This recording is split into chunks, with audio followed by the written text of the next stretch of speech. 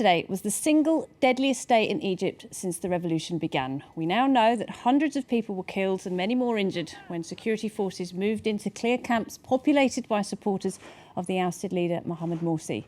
The government puts the death toll today at 525. The Muslim Brotherhood says the figure exceeds 2,000.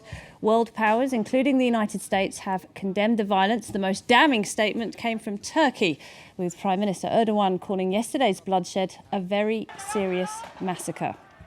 Well, the unrest puts the United States in a tight diplomatic spot. The US President Barack Obama condemned the crackdown for the first time earlier. He also confirmed the US was cancelling joint military operations with the Egyptian army. Here he is speaking a little earlier. But while we want to sustain our relationship with Egypt, our traditional cooperation cannot continue as usual when civilians are being killed in the streets and rights are being rolled back. As a result, this morning we notified the Egyptian government that we are canceling our biannual joint military exercise, which was scheduled for next month.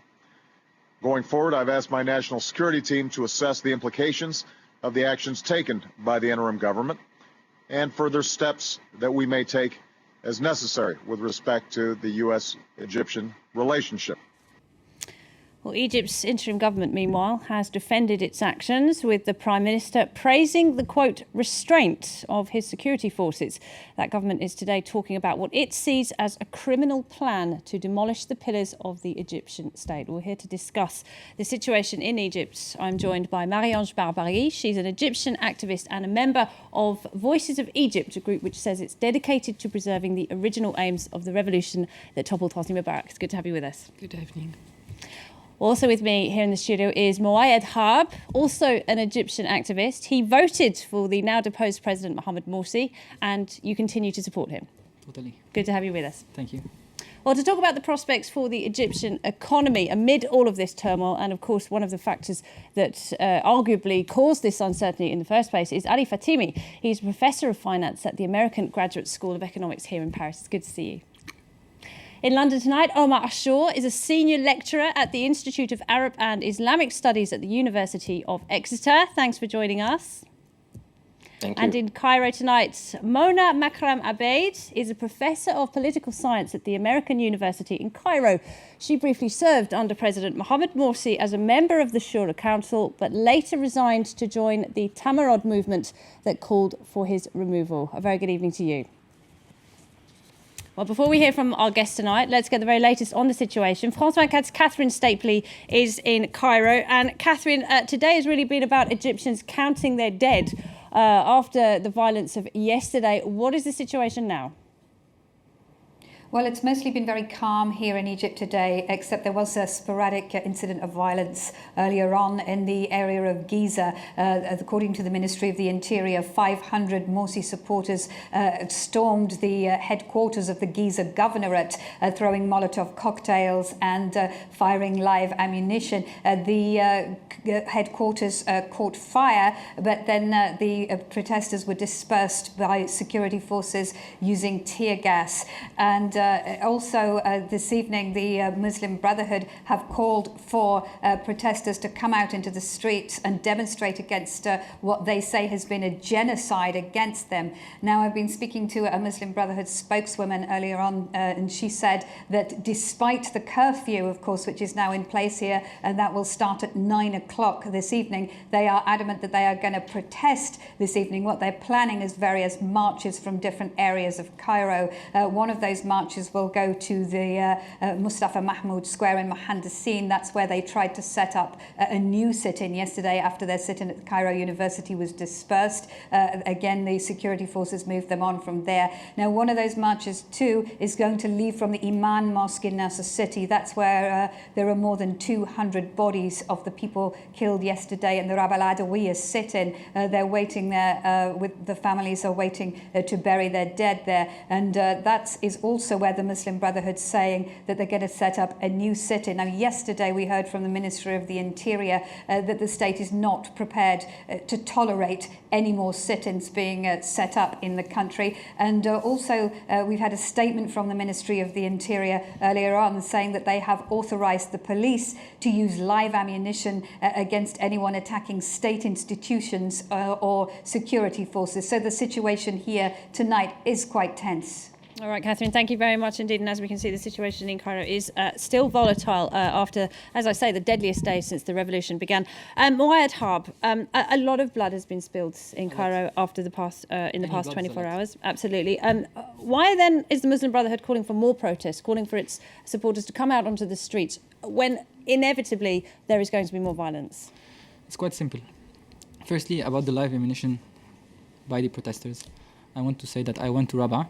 I was in Egypt 1 month ago, and I've been there for like one and a half day, and I've been also doing this protest march with my family in Alexandria, and I didn't see any arms but sticks, and I saw plenty of families, and most of the people in Egypt believe that in Rabaa most of them are MB, Muslim Brotherhoods.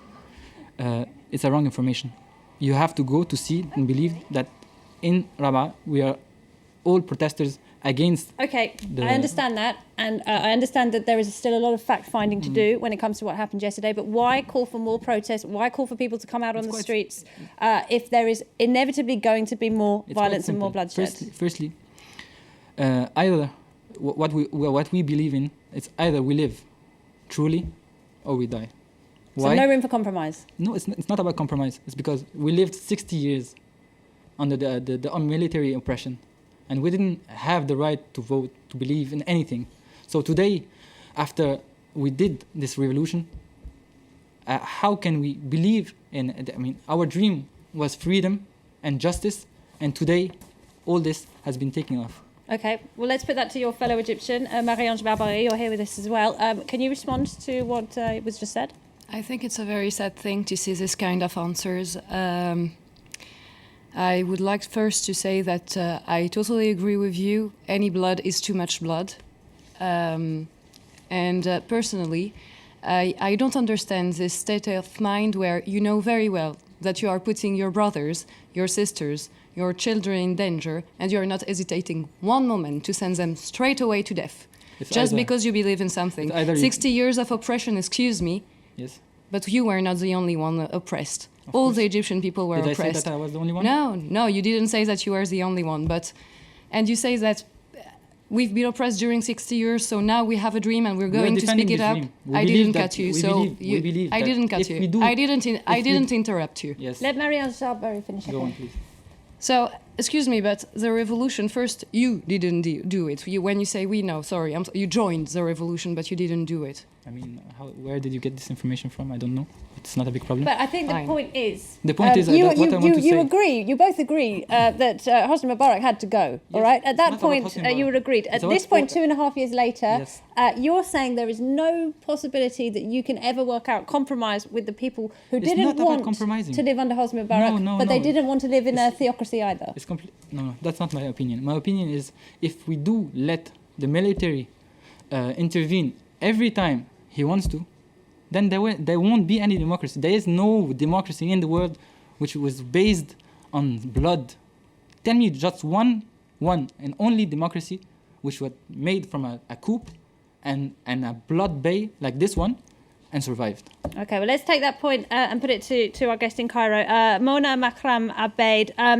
As I say, there is still a lot of fact-finding to do when it comes to what happened yesterday, but it is certain that some unarmed protesters were shot by armed police. How can any government, how can anyone condone that? First of all, the protest camps were far from being peaceful protests.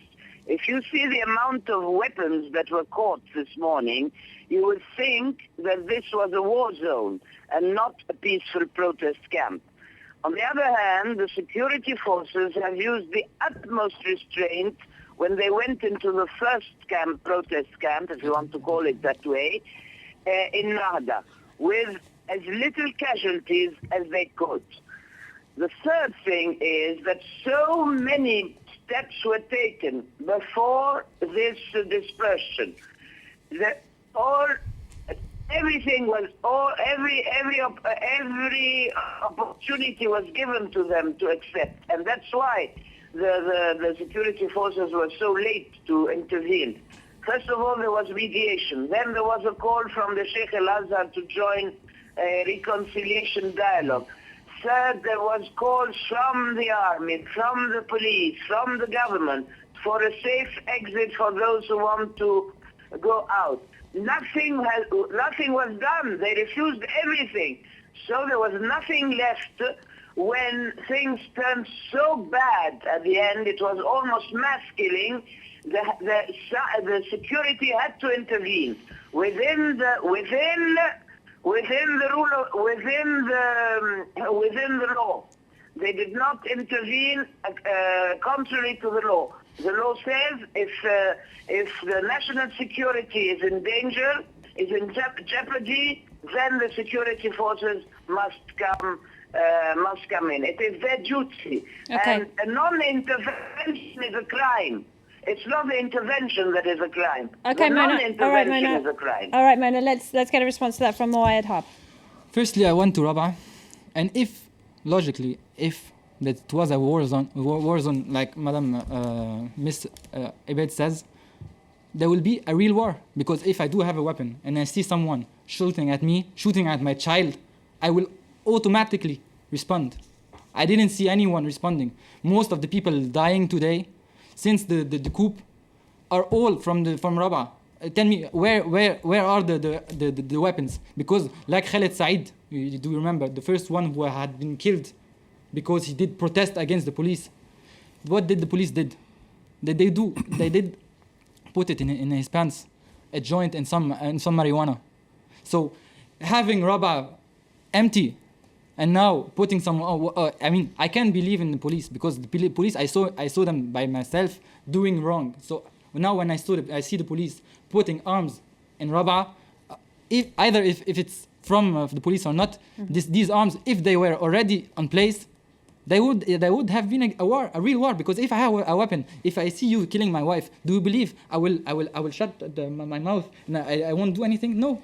That's so your point is where are those weapons? There is no arms. Let's bring in Omar Ashur. Yes, Omar, I just wanted to come to you now. The question is Egypt now back to being a military state? I mean, have any gains been made since the revolution at all? In my opinion, almost all of the gains of the January 25th revolution can be packed under basic freedoms and an electoral process that was free and fair. And both of them now, I think they are extremely undermined and if not lost. We have quite a few problems here. One of them is the extreme violent polarization. Yesterday, you had hundreds of Egyptians getting killed in front of cameras, and Egyptians on the other side cheering that. So you had one part of Egypt cheering the slaughtering of another part of Egypt, and not showing any remorse in that direction. And this is a recipe for disaster in any society because it undermines the very social fabric. You have another issue: the armed institutions of the state since 1952. Were the dominant institutions. That was the army and after it, the Ministry of Interior or the police. These have been, since a move in 1954, in March 1954, established themselves as superior to any other elected institution or judicial institution or any other institution in the country. And that was re-emphasized very strongly in July 3rd, when when you had a democratic process that really brought in. You can differ as much as possible. You can say that they were brought in not the most competent to the country, and that those group of politicians, the Freedom and Justice and the Muslim Brothers, were ousted after a year by a junta, by a group of generals. And during that 2 years period, you had 5 elections. The 5 elections had consistent winners and had consistent losers. Part of the winners are now in jail, and some of them were killed. and part of the losers are now in power. And then you had the consistent behavior of the security forces throughout this transitional period, from March 2011 to June 2013. You had the excessive use of force was pretty much the dominant, the action of these institutions to sit-ins and demonstrations. In October 2011, when Christian protesters went and protested burning of a church in Cairo, 28 of them got killed by the security forces under the Supreme Council of the Armed Forces. In November 2011, when secular revolutionary forces went and demonstrated in front of the Ministry of Interior, 51 of them got killed, again by the police and the security forces and the army forces. And then in December, in front of the Cabinet Office, the same thing happened, 7 got killed, and so on. It was a consistent behavior. But what we're seeing, the 3 massacres of the Presidential Guard, and then the Manassa massacre, and then yesterday, those were by far the largest, and they go very much hand in hand with that kind of behavior. So I'm very surprised to belittle this or to say that this was a constrained attitude, because everybody knows how part of the projects that I was involved in during the transitional period was a security sector reform project. I was basically providing some of the policies that needs to be changed, and especially the training manual in non-lethal right control trainings. And all of this got shoved away, and we're back very much to a dominant group of generals who will be above the state, above the constitution, above the ballot box, and without any recourse or without any ability to hold them accountable to whatever they do. And this is so far from democracy, so far from social justice, freedom and dignity that the January Revolution chanted. Omar, you've made some very important points there. Marie-Ange Barbarie, has your movement, if it were, done a bit of a deal with the devil here? You depending on the generals now. They were the ones that put forward the will of those 22 million people who wanted Morsi removed. But now, isn't it true that they have all the power? They are above the ballot box, as Omar Ashour says. No, but I know that Omar Ashour loves to hold this speech, and we've spoken about the ballot boxes many times before in the past, and we've said that electing for someone is not a complete mandate for him to do whatever he wants during 4 years, and for us to have to shut it, even if we don't like it, and wait for another 4 years and then go back to vote. But I'm quite happy to see that he remembers very well all the horrible events Egypt went through during the last 2 years. And I would like to remind him that at the time, I didn't hear any condemnation from the Muslim Brotherhood. All we could know is that there was clear agreements between the Muslim Brotherhood and between the army. And once they received the power from the military through the ballot boxes, and that now, today, the military sold the Muslim Brotherhood because they lost all their popularity in the streets, all of a sudden, all of this came back and became wrong. Where were you? Where was your conscience 2 years ago, even 2 months ago? Okay, Marie-Ange, I'm going to have to cut you off there. We're going to have to take a short break. When we come back, we'll have the international headlines very briefly, and then we'll resume our debate. Stay with us.